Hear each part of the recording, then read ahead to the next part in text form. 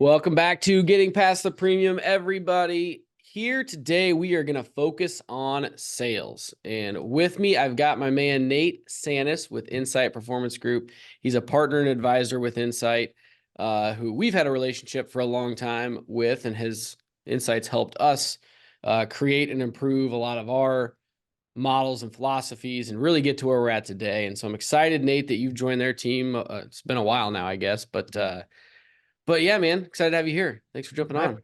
Yeah, I appreciate that, Elliot. Thank you. You want to give everybody kind of the background on you and who you are, what you're doing for them today? Sure. Yeah, I was the person who first got approached by an insurance company in the industry as a whole and said no about 14 times before I ever actually seriously looked at it. And I had to Yeah. get told a lot of the details about what it actually involves and what it can do for a person. But I actually went to work right at college for a direct writer, and I spent 16 years with them before joining InCite. Yeah. And so my background has been, from a professional standpoint, my first real job has been in the industry, and it continues to be in the industry. So I'm rolling on almost my 19th year now in the industry. So I had my own sales territory. I had my own sales team, and eventually ended up running 9 states and working directly with 6 different sales teams and about 64 producers by the time I was through with my regional role out in the Northeast region. So it was a lot of fun, and it really opened some eyes and perspective on what the industry can do, both from a family, from a financial, and from a freedom standpoint. Totally. Yeah. Because most of that time was spent on the sales side, right? All of it was. All of it. Yeah, Yeah. it was Yeah. either in sales directly or sales management, where I was directly responsible for the success of the salespeople I worked with. Totally. So that's where I'm excited to kind of go deep today on, you've got that experience in the direct selling side and then basically every level up to managing a large sales team, right? So, Yeah. but let's start kind of there with more of that leadership management side of the importance of getting producers validated is a term everybody uses, but essentially successful in their role, right? Because I think we focus a lot on validation, but validation should be the first step, right? It's they're paying for themselves. That shouldn't be the goal, right? And every firm's going to have a different goal for their producers, their advisors. So talk through just your perspective on that. Like, what should a leader be looking at, and what can they be doing and driving with their teams? 100%. Yeah. And that's actually one of the things I feel like I want to be the loudest about in the industry. When you look at what the investment in training is, what the investment in people is on the front end, and then what the investment is once somebody's on board, man, some of those things just don't line up right Yep. now.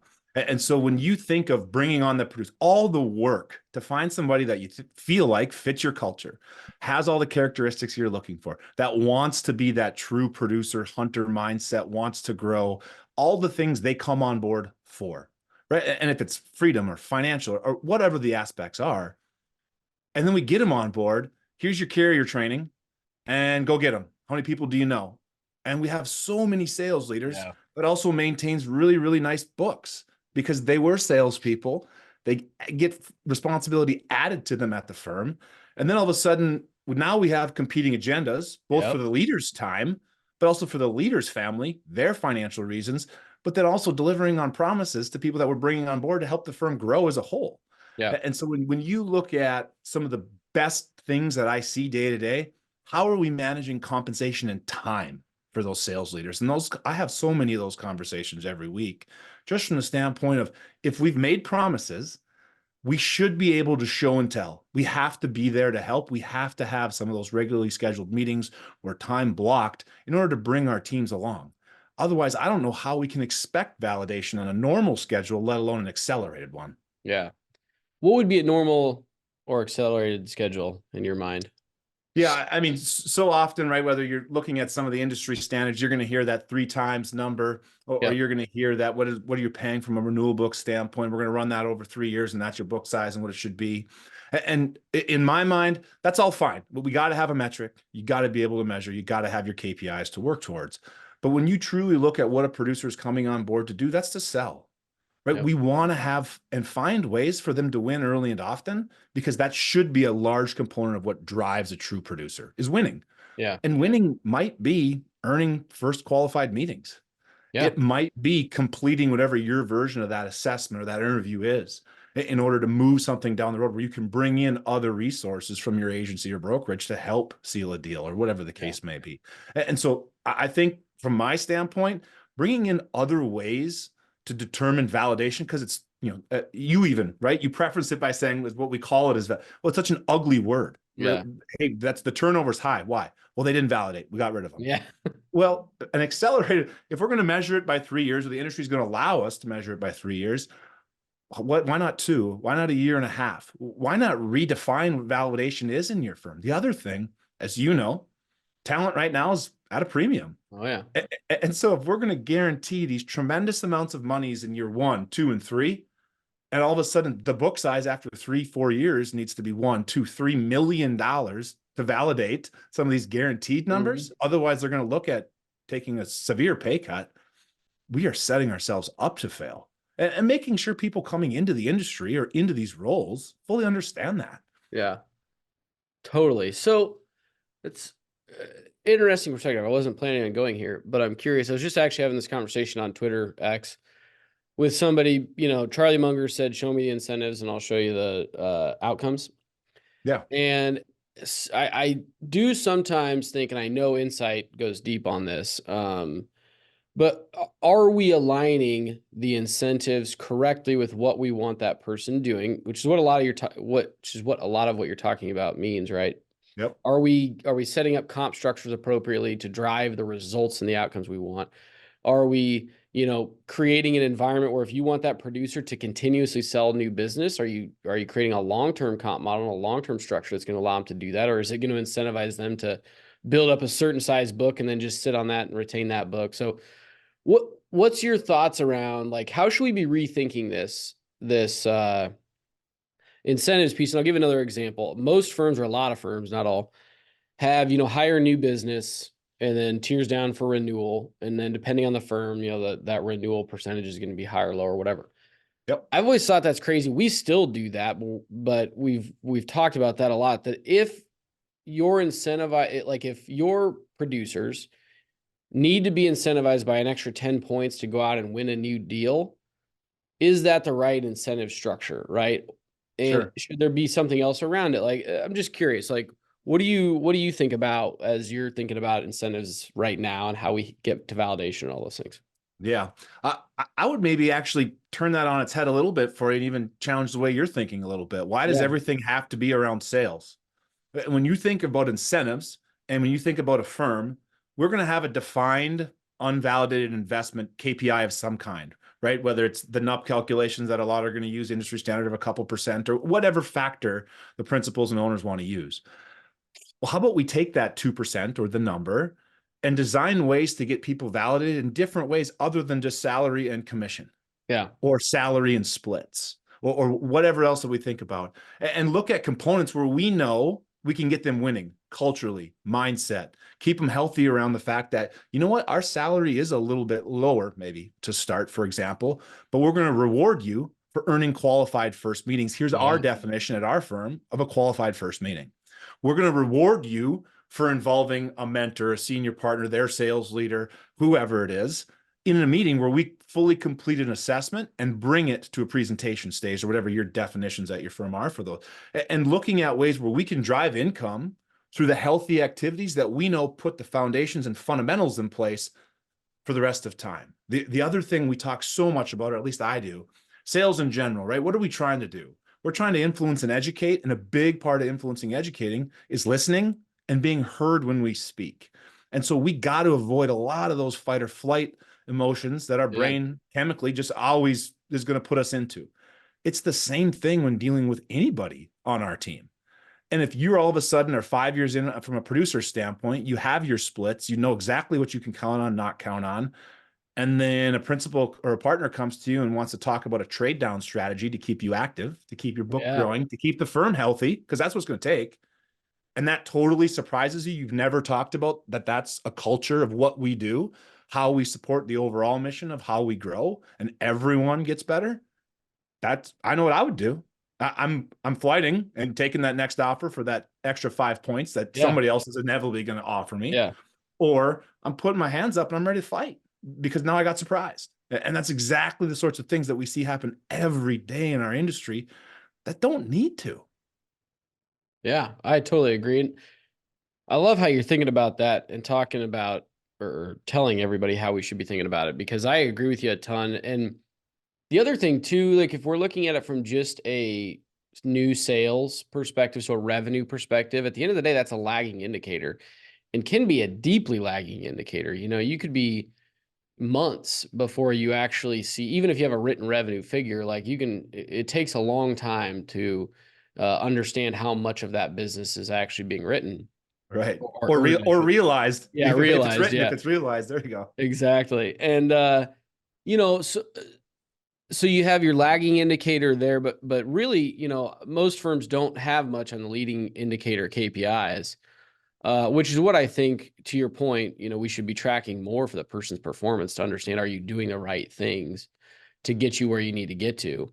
Um, and so you hit on a couple of them, but maybe talk about what you see other firms doing. Just get more specific on like what are those things that they could be tracking, should be tracking. I'll let me say one more thing around that before you dive in. I'm a big believer that you should identify the outcome you want, the result you want first, right? So Mhm. again, if you want this person, they're always going to be selling, right? They're always going to be required to bring in new business. Maybe they're going to have a certain, you have an AE that's going to do all the renewal work, but this producer is going to have a certain level of involvement. Design the KPIs that set yourself up for that, right? That get to the result you want. 'Cause too often, I think we don't start with the end in mind, and then a KPI leads to the wrong behavior, right? So 100%, especially from an overall compensation W-2 standpoint, yeah, because all it is I need the extra 10 grand to get this person hired and on board. I don't even think about what I need to hit 3 years from now. yeah, yeah, no, totally, I agree. So yeah, what are your thoughts there about just, you know, ways that firms could be thinking about leading indicators to Yeah. drive producer success? I would say the majority of firms I work directly with, they're interested in really two things when it comes to a producer, especially as you first start, right? Prospecting, however we define that. And I'm a guy, you're never going to hear me say the word cold call because it's a component of prospecting. Yep. The worst thing I feel like a firm can allow, right? Our culture is how we normally act and the language that we use and the behaviors that we allow inside of our firm. That's what our culture is. But those who allow those veteran producers, the ones with big books, to out loud say that I don't cold call anymore. Well, that might be so because it's the easiest thing to do. Pick up the phone and just dial and start trying to talk to people. But it's the hardest way in prospecting to get results. So you Hmm. probably don't do that anymore, but you still prospect. Yeah. You've just found a way, or you use your time in a way that's maybe the hardest way to prospect, getting that direct referral where you have somebody introducing you, maybe going to lunch with you, maybe going on an appointment with you to introduce you, but it's the easiest way to get results. And then we've got all the ways in between. So, I'd say define what prospecting is in your firm and then reward the activities that drive it, whether that be your first appointments, whether that being getting involved in certain boards, community, social, charitable, professional, in the geography you want your producers working or the industries you want your producers working, and then support them as they earn opportunities to present, right? Everyone wants to define their network as how many people you know individually. No, your network is how many people know you. That's what we're gunning for when we're trying to build networks, gain some of those referral opportunities, those warm leads where we know it's harder to prospect that way, but the results are so much more effective. Totally. And so find those. That would be my, what do you want to reward? And yes, things have to make sense from a money standpoint. Yeah. But if we're gearing towards that 300,000 or 400,000, $500,000 book at the end of 3 years, and we believe in how we can teach what we do and how you build that book, why would we not restructure that $300,000, $400,000 projection down to the activities that we know will produce it? Because at the end of the day, what I see so often when producers don't work out, it has nothing to do with the opportunities they bring to the table and how many they do or don't close. So many firms are good at support when the deal's in the house and Hmm. bringing it home, Yeah. right? The sales leaders, the additional resources in the firm themselves, all the things that we can bring from a team selling aspect or an individual deal aspect. We can see closing ratios in brand new producers being fantastic, 50, 60, 70% sometimes, depending on how well they surround themselves with others. Yeah, It's that's a good point. getting there where we see the numbers really, really dip. A KPI where someone truly believes in conversion is an important piece of a pipeline. Mhm. Well, it is, but we got to get to the point where we have the opportunity to convert. And that all leads back to how do we prospect? How many people know you? How much are you out in front of your target market decision makers? And some of those activities that the firm believes in, I feel like we need to recognize. And it might not be the first meeting you earn, you get X dollars, but it might be the fifth or the Yeah. 10th that you earn. Here's a little pot, here's a little bonus. And we just restructure. And now we're getting our producers used to performance pays rather than 12 months later, when the last payment finally from a sale I made 14 or 15 months ago comes through, now I've fully realized the compensation and all the activity I put in 3 years ago. Yeah. That's a long ways away for late 20s, early 30s type of producer who's getting into the industry to think about. Especially in the environment we're in where everything is so immediate.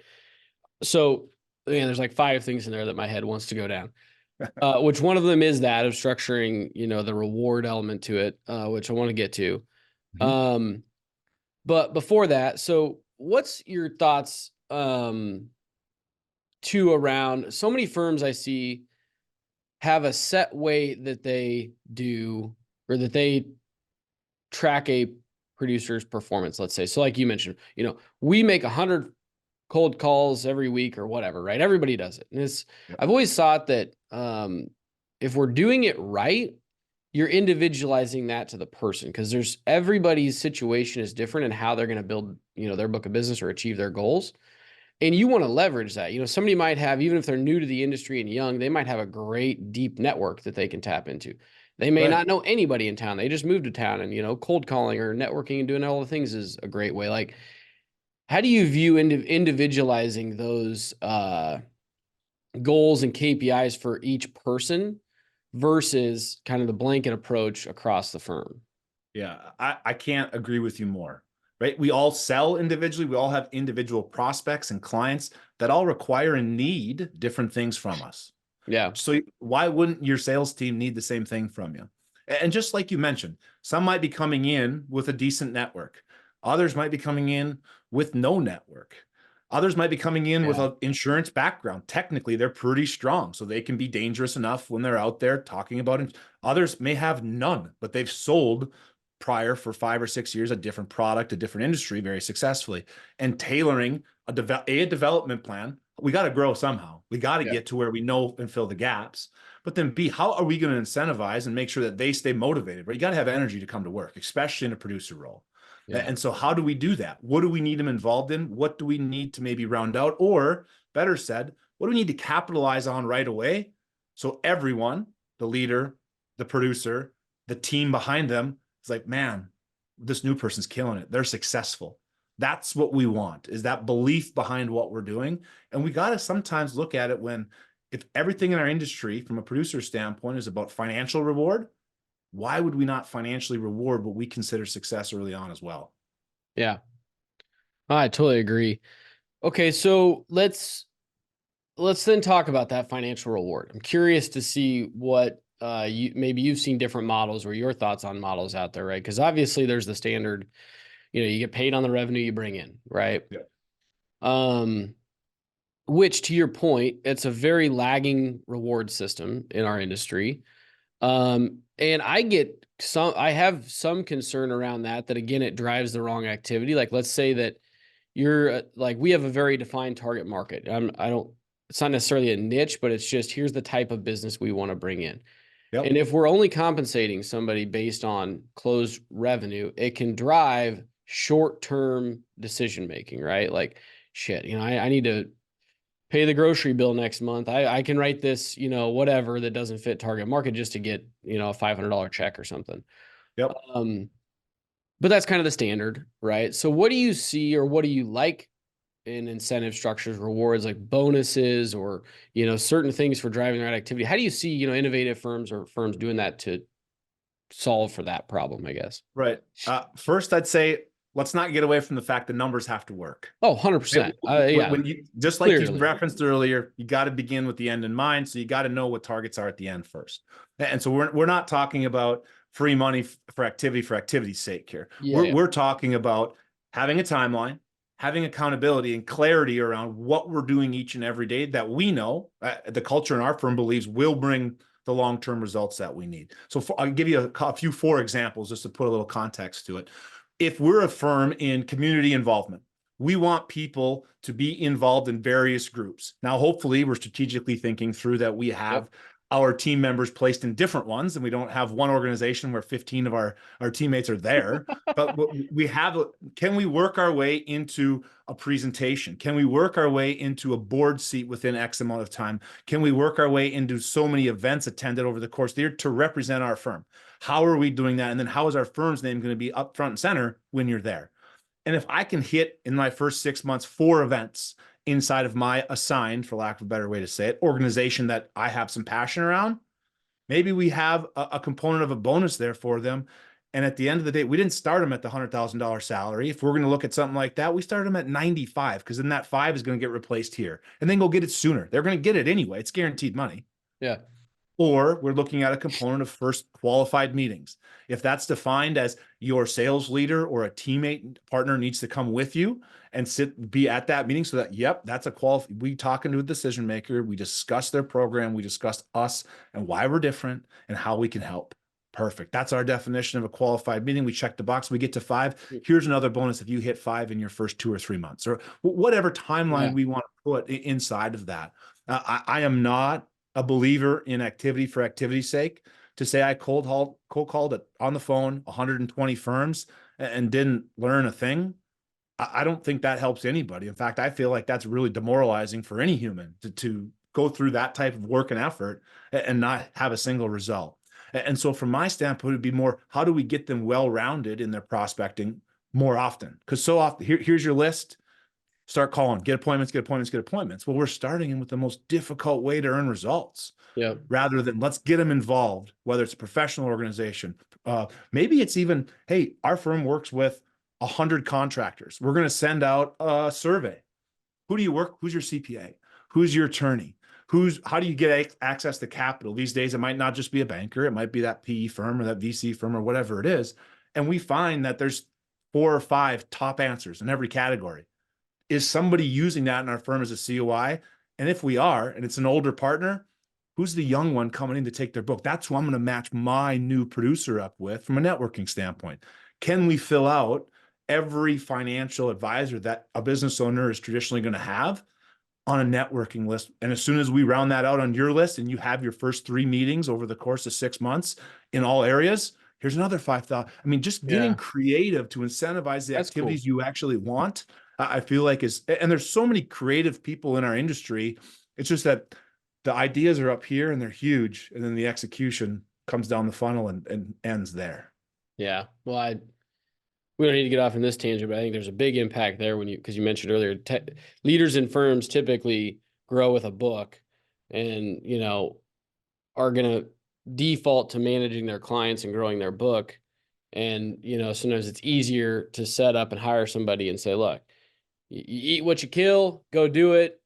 See you later, and I think that model definitely used to work. I think it can still work, right? Yeah. I mean, it's going to be a lot harder. Yeah. Scaling is going to take a lot more time. You're going to turn over a lot more of your new teammates, but it can still work. People have made a lot of money off that model. Oh, for sure. Yeah, absolutely. Okay. So let's transition a little bit from, we talked about a lot of the things an individual, could be thinking about already, but we've come at it from the perspective of like leadership management, right? So let's talk about your thoughts. If, say, I'm a new producer to the industry and maybe I'm in my 30s, I've had a little bit of career experience, but I'm making a career transition, right? Yep. What do you see as the things I need to be thinking about to set myself up for success? The first thing I'd say is we got to change perspective, and perspective may be what they had in their previous careers, or it might be what the world has traditionally thought about insurance, right? And to look at risk from the standpoint of your building burns down, we make sure the carrier comes in and writes enough checks so you get another building and you're in the exact same place you were before your loss ever happened. Well, that's fantastic if you're working in 1975. That's not what our industry does anymore. Yeah. I want our owners thinking and our clients thinking, if I'm going to geographically expand, if I'm going to add a new product line, if I'm going to hire more teammates to expand in a certain area of my business where I like the margins, where I'm making money, yes, they need to call their accountant with those decisions. They may have to call their lawyer. I need them thinking I also have to call my risk expert, which is Yeah. going to be my producer, which is going to be my advisor. And so when you approach prospecting, your language that you use, what you actually believe in, that risk exists everywhere. Personally, I mean, if I'm going to walk outside this morning when it's raining, that's a risk I'm willing to take to walk on the wet sidewalk. Yeah. And if we look at it that way for our clients as well as ourselves, man, we can put an image of difference out there really, really quickly. And now all we have, if the beliefs are there, we just got to put the process and the system behind it. And then we can take off. You're going to be looked at differently from day one rather than, hey, I'm Nate with XYZ agency. We're an expert. We have a million carriers. We're going to find the best coverage for the best price for you. Let us take a shot. Yeah. Well, so I totally agree with that. I kind of, well, that's philosophy. It's kind of the brand that you're going to build in the marketplace. It can't be understated how important that is. Your language, all of those things. But then, so let's say that I understand that, but I don't have a ton of, I want to say backing, but I don't have a ton of like leadership, right? I was one of those that's given like, hey, the phone book, go kill it, right? Yeah. Uh, what should I be doing tactically? What should I be thinking about? How do I build my book? How do I get opportunities? Like, walk through that a little bit on Love some that. thoughts. Yeah. So I would say, first of all, recognize you're an individual. You're going to have partners. You're going to have high level producing folks inside of your firm. They're going to say, this is the way to do it. This is the way to do it. And a component of that might be something we can adapt and Yep. use and be successful with. But the way John Doe did it isn't necessarily the way Nate Sanis is going to do it. Yep. And so to recognize what you're good at. So for example, if I'm somebody that believes in the fact that there's multiple ways to prospect, I'm always going to coach and teach. We want to use and execute all of them.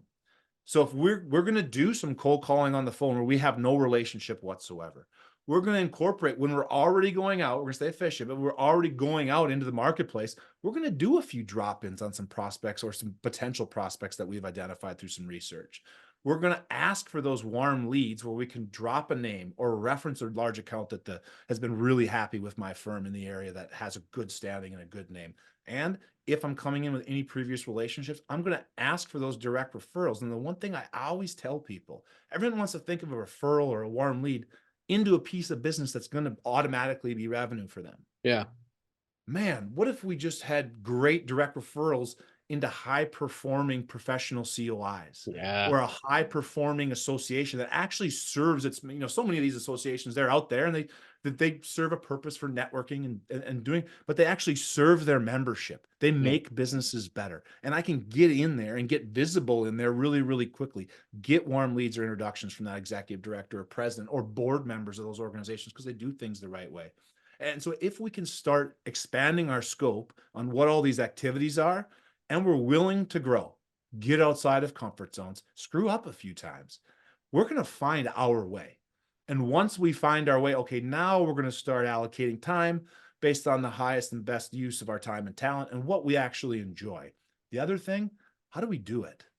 Right? When you think about a day of a brand new producer with no book who's given a phone book, can you imagine 8-9 hours of just dialing off of a list? Oh, yeah. I That's was there at one that's point. Yeah. that's pretty much my definition of hell, and I've been in the industry a long time. And so from my standpoint, I think of who would want to do that, but recognizing that's a component of what we're going to do. We have to have some of that involved. Yep. So how are we going to structure that time? Maybe I'm going to think about the fact that I can only do that well for an hour before I'm exhausted, before I'm cussing at everybody, or before I want to kick the dog, or whatever it is that I need to do to go off stage. Okay, fine. Let's do that for an hour. Then let's do another activity for an hour or two. Maybe it's some training, maybe it's some learning, maybe it's some shadowing of some other producers. Maybe it's just sitting down and asking questions, having a cup of coffee with people who've been successful, network building, whatever. And then I'll circle back later on. Yeah. Or if I really hate it, maybe it's a component of a couple 10 minutes of a very defined process of research to try get a little dangerous, make a connection. Then I make a call. And then I have another little 10-minute process of research, and then I make a call. And throughout the course of the day, now at least I feel dangerous. Mm-hmm. Or for others, it might be, hey, you know what? I recognize that most C-suite in my target market, they take meetings, their life is meetings, and they're in meetings on the hour. Well, The most CEOs I know, the C-suite folks I know, top of the meeting, top of the hours when they're scheduled, and they try to keep everything succinct, short. So where's the free time going to actually be? Back end of Yeah. hours. So now I want to call the last 10 minutes of every hour is where I'm going to make my dials rather than Yeah, that's when a their cool idea. meetings are Yeah. probably starting. Just using different strategies to make sure we stay energized throughout the course of the day. Because if something is ineffective or we don't like it, and that's all we're supposed to do, how can you blame somebody for Yeah. quitting? I would quit too. 100%. 100%. Well, so we probably didn't spend enough time on that particular topic. Maybe we could schedule another one of these and just go deep on, if how can a new producer be successful throughout their career, starting from day one through, success, however that's defined. Yeah. We But could I, talk I about want to that be for hours. cognizant. What's that? I said we could talk about that for hours. Oh, I know, but it'd be a fun one. Like I like to get tactical so that everybody can take away, game plans to how they can go out and be successful. But I think this was super fun, helpful. What I want to give time for you to talk a little bit about, how can they get a hold of you? But then what is InCite doing for firms, on a regular basis? And if somebody wants to learn more about that, how can they hit you guys up? Yeah, you bet. You know what I love about what we do is that is so hard to define because just like I view team members as being individual, everything we do is customizable. Yep. And everything we do, all of my teammates at InCite, we've actually done the jobs that we work with our clients on before. We've done them successfully. The numbers are behind us rather than being the consultant that's semi-retired, has X amount of hours to work with the clients or whatever it is that you would consider the normal Yeah. in our industry. And so from our standpoint, I don't know of another firm that does what we do in a holistic approach at all. I don't believe salespeople can be successful if the ops team isn't operating at a high clip behind them. I Yep. don't believe the ops team can be successful if they don't have the business staying on the books and coming in that they need in order for them to be fulfilled in what they're doing. And nobody can win if we don't have leadership on the same page with the goals, with the culture, with what we need to do in order to have both of those teams operating at full tilt. And listen, there's problems every day. What we do, I don't think we have all the answers, but man, we've seen a ton of problems. Oh, totally. Man, we've developed tools, systems, processes in those situations where we've seen the results come, where now we can bring that. And what do we really do for most of the principals or partners that we work with? We save them time and we bring speed because we've been there, done that, or seen it before and developed things around it that now can speed up our clients much more quickly than that they wanted to go out, develop something on their own, implement a brand new process, and now try and have the sales side, for example, is a easy example. Yep. Yeah, shiny tools is awesome. We'll plan and figure it out and define whatever it is that we need. The CRM is going to solve all our world's problems, blah, blah, blah. What are we doing for implementation and accountability? And making sure all those dots get connected along with everything else that goes on with operating a business, the financial, all the back end things that have to be right in order to Yeah. be successful. And so from an InCite standpoint, I absolutely love the fact that a big part of my day my meetings start with, I have a problem. And now my job with zero guide rails typically is to solve it. And how do we solve it well? Yep. And so that's a lot of what we do. As simple as that definition may be, we talk all the time. We Yeah. want to work on our client's business so they can work in it. And that's really as simple as it is in what we do. Awesome. Cool. And then how can they get a hold of you if they want to reach out for more? Yeah, I mean, Nate at incitepg.com is my email, my LinkedIn, jump on anything like that. Our website at InCite Performance Group. I mean, any way to reaching out is fine. And really, I mean, when you look at how accessible we already are in the industry and where our name is at, hopefully we're not a brand new name to anybody out there. If we are, man, make an introduction. I'm not saying we're going to be working together tomorrow, but understanding what we can do for the industry. And hopefully, big picture, just like you're doing on your end, Elliot, we're going to make it better for people, you, your employees, and the clients that we all serve. Yep. Love that, man. Well, I appreciate you guys and everything you do for us. And I know everybody out there appreciates this episode. So reach out anybody that wants to learn more about Nate or InCite. I know that he's always open to help too. And they've always been great. So we will catch everybody on the next one. Thanks, Nate. Thanks, Elliot. Appreciate it.